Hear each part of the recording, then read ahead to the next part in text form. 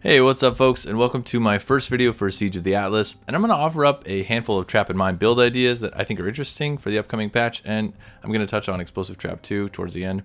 But before I get into that, I want to give a quick channel update. Many of you have asked me when or where I stream, and I've always said that I didn't. However, that's going to change in Siege of the Atlas. Now, I haven't fully set it up and started yet, but I will be streaming at some point.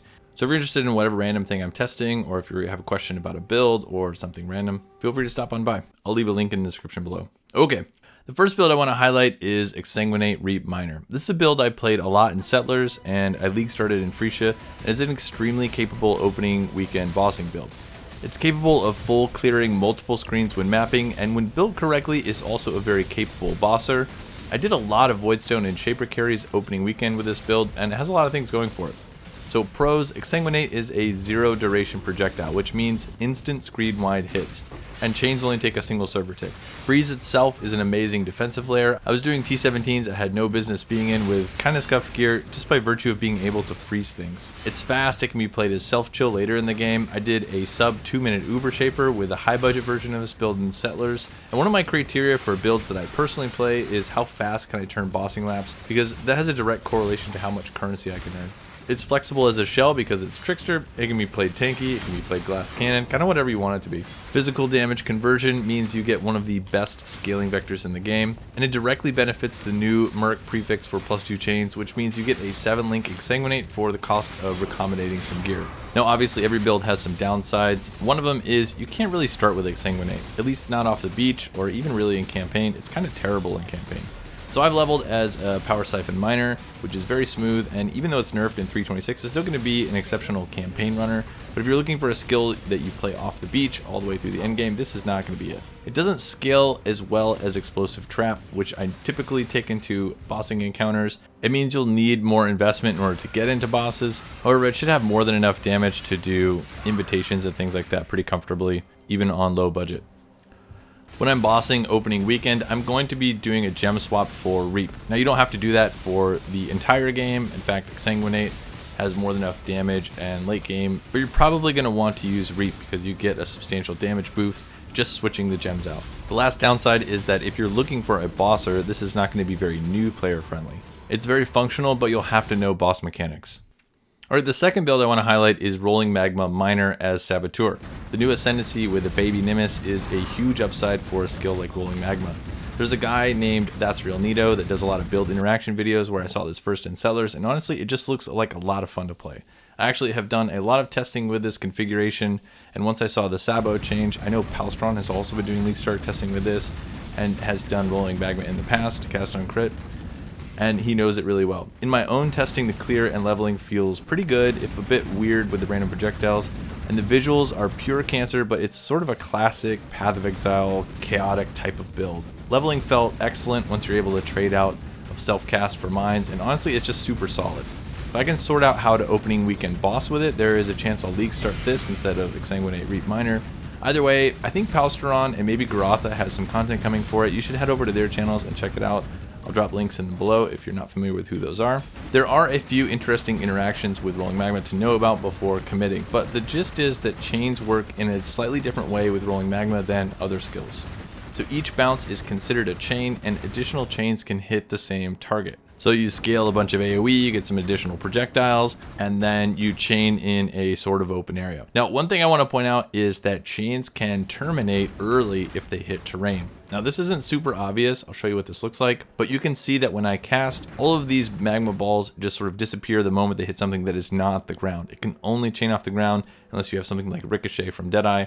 It means in enclosed spaces you're going to lose some damage, but the damage is so comically high even on a 4-link that I'm not sure it will matter for most mapping scenarios, and boss arenas tend to be open anyway. Alright, the third build, or in this case archetype of build, is Golem Elementalist Bow Miner. Now I say Bow Miner generically because I think there are some skills that will be insane with the new Golem buffs for AoE, crit, damage, defenses, access to guaranteed chill, which can now scale up to 40%, boosted shock, etc.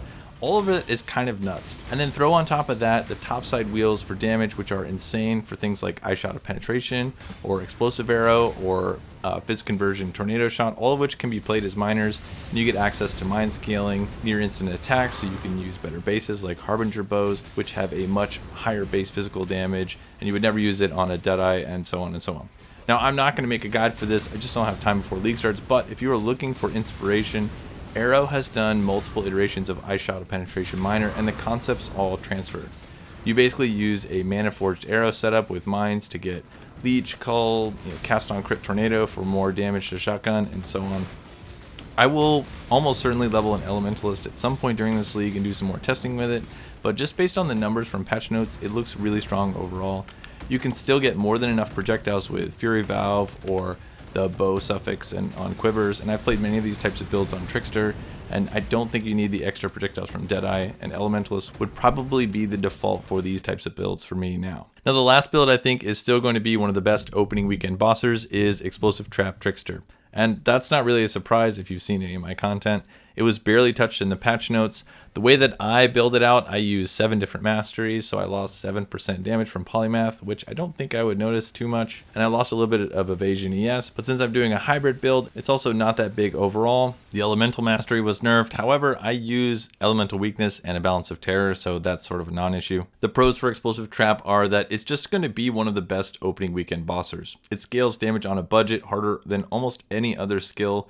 Sunblast is an insane damage multiplier, and the way that AoE overlaps work as an additional scaling multiplier, and it has a physical damage base, is uniquely strong in Path of Exile. Almost nothing scales like it on a budget. You can also scale it all the way into one-shotting 6-party Ubers, and it can be a one build for the entire league type of build. The downside for Explosive Trap is that the mapping is pretty mid unless you get a gem swap, and even then it really isn't comparable to something like Exsanguinate or a bow build or a mapping specialist. Now, this has always been the case, but it's more important in the coming league than it has been previously. Settlers has gone core, and in order to interact with recombinators and farmers and the auction house, you need gold, and a lot of it. Uber Shaper, as an example, gives something like a few thousand gold all up, maybe 2,000.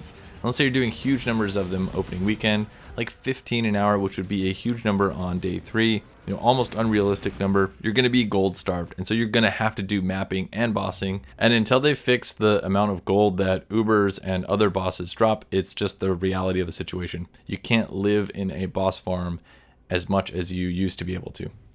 Now, Explosive Trap Trickster is a tried and true build. I've done it many leagues, and it will be an exceptional bosser again this league. Now, with that in mind, you can still use my 325 guide. I'm going to update it. Mostly, I'm going to talk a little bit about what mercenaries are going to potentially bring to the table. And it might actually be a nice fix for mapping if the mercenaries actually have good clear skills, or you can do some shenanigans with like Gravebind and an explode chest, then it will maybe be a non-issue. You can expect that video update sometime tomorrow, but if you're looking to practice leveling with Explosive Trap Trickster, you can use all of the content from 325. It's all the exact same. I'd also like to give an honorable mention to Lightning Trap of Sparking, which will benefit from the +2 chain on the new mercenary gloves. And also Frostblink of Wintry Blast Miner. I think that looks pretty decent, but you have to have permanent uptime on chill. It's going to be a high button build, even for mapping. So I think there's going to be some jank that goes along with it, but it does scale fairly well. It hits twice because you get the initial blast and the second blast.